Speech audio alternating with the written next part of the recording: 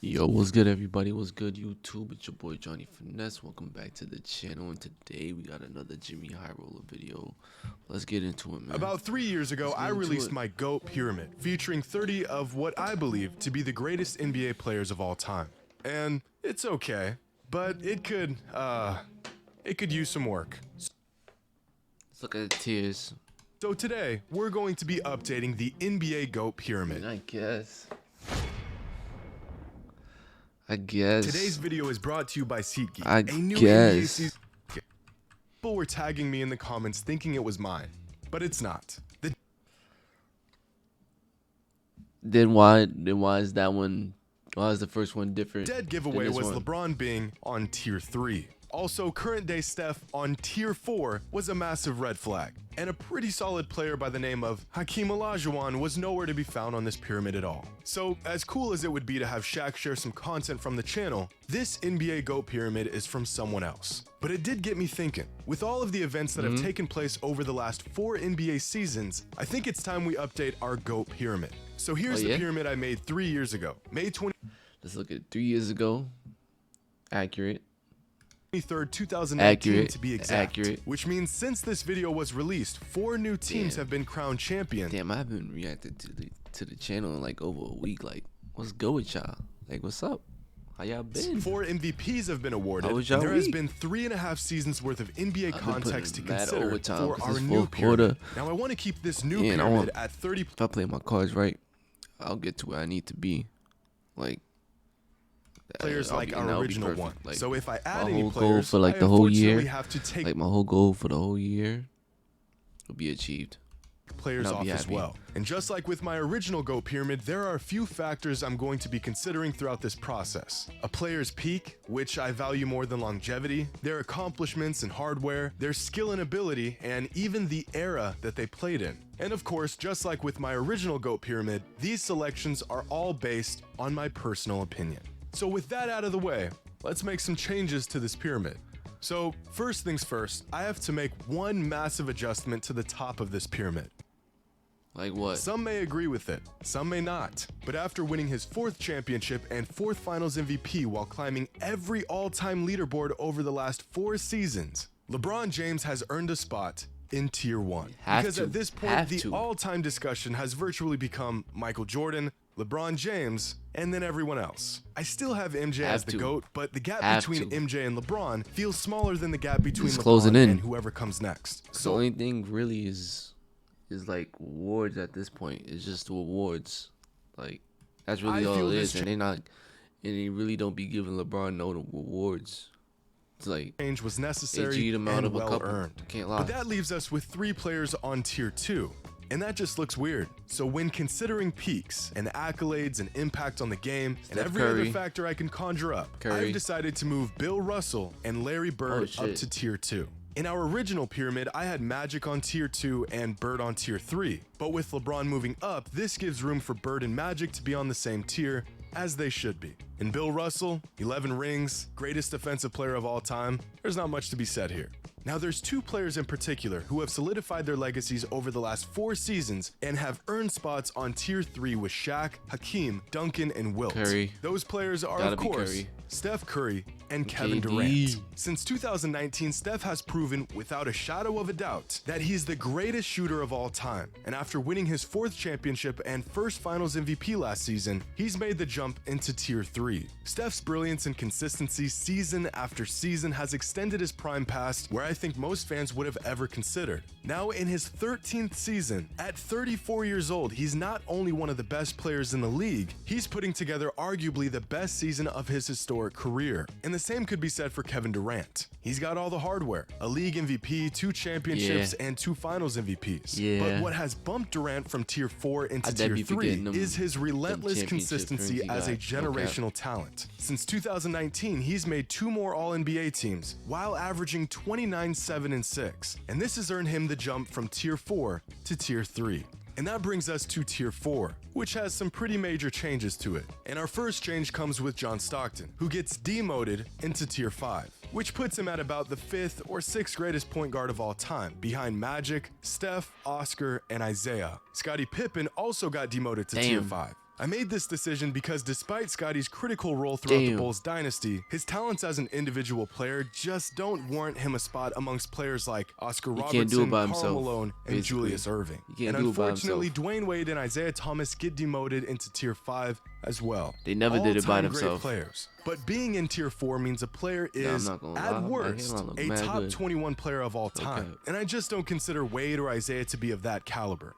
But I would consider them both to be top 30 players of all time, with similar relatively short but brilliant peaks and playoff heroics throughout their careers. And with these changes, Tier 4 becomes a barren wasteland with only 3 players. It's mad empty. So we've got some promoting to do. Gonna fill it up with modern Jerry players. West, 12 All-NBA teams, Finals MVP, and 5 All-Defensive Team selections with career averages of 27, 6, and 5 a game. The only other players in NBA history to achieve these career averages are LeBron James and Kevin Durant. So the logo gets the bump into Tier 4. My next promotion goes to Moses Malone, 3-time league MVP. I'm not gonna lie, Jerry West must have been that guy. He must have been that guy. That guy.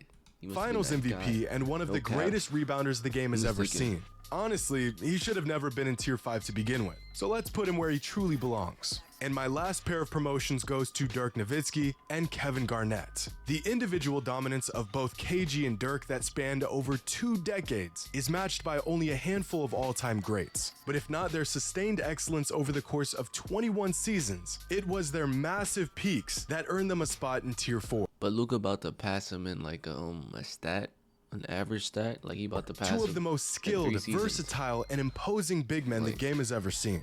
Which leaves us with Tier 5 and some tough decisions to make.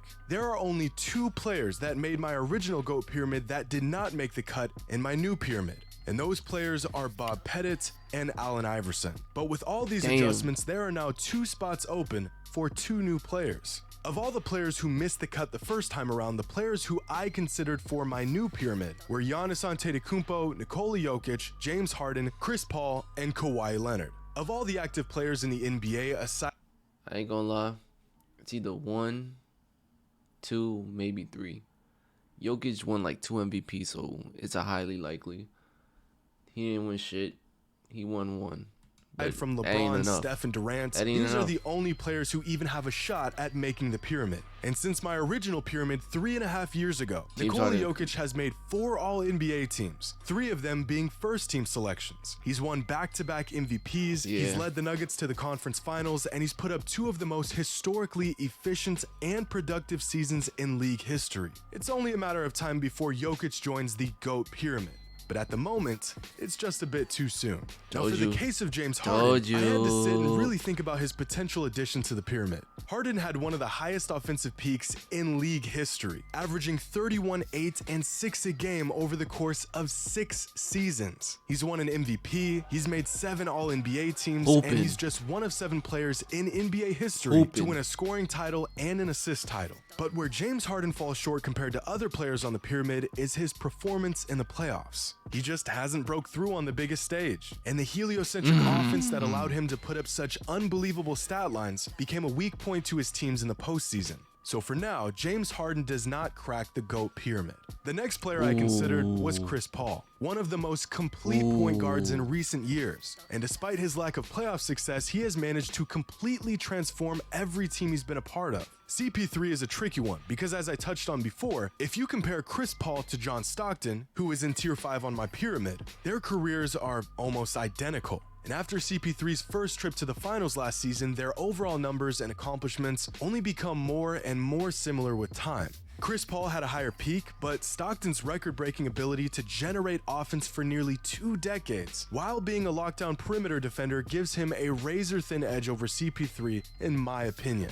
So for now, Chris Paul doesn't quite crack Tier 5, which leaves us with the 2 new additions to my GOAT pyramid. Giannis Antetokounmpo and Kawhi Leonard. I'm surprised Since my original pyramid, which was released just before the end of the 2019 season, Giannis has went from a great, young, ascending player to a certified all-time great. In just 3.5 years, Giannis won a championship, 2 MVPs, a Finals MVP, Defensive Player of the Year, 4 All-NBA First Teams, 4 All-Defensive First Teams, and an All-Star Game MVP, while averaging 30 points, 12 rebounds, and 6 assists. He's really per game. unstoppable. That's like, a you pretty cannot solid stop him. 3.5-year stretch for the big man. So I had to add Giannis to the pyramid, and I'm going to put him comfortably in tier 4. And with our second and final addition, Kawhi Leonard is added to tier 5. My original pyramid was created 3 weeks before Kawhi won his second championship and second Finals MVP, which led to his greatness stock skyrocketing. Now, Kawhi is a tough player to rank among any all-time scenario because when he's playing, he's one of the greatest players to ever lace up. But over the last few seasons, he just hasn't laced up a whole lot. But it's impossible to look past his 2 Finals MVPs and his run as the best collecting this check like it's G.O.A.T. Goddamn player in the NBA. So Kawhi gets added to the pyramid, but just barely sneaking into tier 5. And there it is. Collecting that check like it's G.O.A.T. Goddamn. And I want to point out a few interesting things that I noticed throughout the process of making this. If we break down the pyramid by position, there are 6 point guards, 3 shooting guards, 8 small forwards, 6 power forwards, and 7 centers featured on the pyramid. I initially thought centers would have the largest presence here, with big men running the league for nearly 6 decades, but turns out a well-rounded, versatile wing has been the ideal archetype for a potential NBA great. If we break the GOAT pyramid down by the decade that each player was drafted in, then we'll find that among all players who made it onto the pyramid, ooh, the 1980s had it. The 1980s had it. The 1980s had it. They had it all. They had it all. 4 of them were drafted in the 50s, 3 were drafted in the 60s, 2 were drafted in the 70s, a whopping 10 players were drafted in the 80s, 5 in the 90s, 4 in the 2010s didn't have shit. Damn. 2010s didn't have shit. 2000s and tough. 2 in the 2010s. And since most players peak in the decade after they were drafted, it could be said that the 90s were the best era for NBA basketball, or at least the era that featured the most all-time great talent. Giannis is the youngest player featured on this pyramid at just 28 years old, completely bypassing tier 5 altogether and landing on tier 4 after just 9 seasons in the NBA. This puts Giannis somewhere between the 15th and 20th best player all time. Giannis's ascent amongst the greatest players of all time was pretty quick, but we've seen a rapid climb to basketball royalty like this before. Back in 1996, the NBA announced the 50 greatest NBA players to commemorate the league's 50th anniversary. And despite some backlash on the selection, a 24-year-old Shaquille O'Neal was selected as a top 50 player all time after just 4 seasons in the NBA. The second youngest player that was selected for that exclusive Greatest 50 club was Scottie Pippen, who was 31. Back in 2009, sports writer and analyst Bill Simmons released his original basketball pyramid that featured 96 players. At the time, LeBron James was just 24 years old in his 6th NBA season. He hadn't won a league MVP yet, he had only made 1 trip to the finals at that point, and he just hit his peak. But a young LeBron not only made Bill's GOAT basketball pyramid, he was already so transcendently good that Simmons selected him as the 20th greatest player in NBA history. After the last half-decade Giannis has put together, he has slingshotted himself onto the same trajectory. Now I have to mention the handful of players that just narrowly missed the cut. Those players were Steve Nash, Patrick Ewing, Allen Iverson, Jason Kidd, Bob Pettit, Bob Cousy, James Harden, Chris Paul, Nikola Jokic, and George Mikan. All great players, but when the spots are limited to just 30, the criteria to make the GOAT pyramid is a hefty one. I imagine if we redo this pyramid again in 5 years, we'll see Jokic on here, we might see Luka Doncic on here, or possibly James Harden and Chris Paul. But for now, this is my new and I think improved NBA GOAT pyramid. Let me know what you think. Which players are too low? Which players are too high? Who was left out that Nah, this is perfect. I can't lie. This shit perfect. you think should have made the cut? Share your thoughts in the comments below. And as always, until next time. Yeah, if you obviously like the video, you obviously gotta subscribe. Make sure you hit that sub button.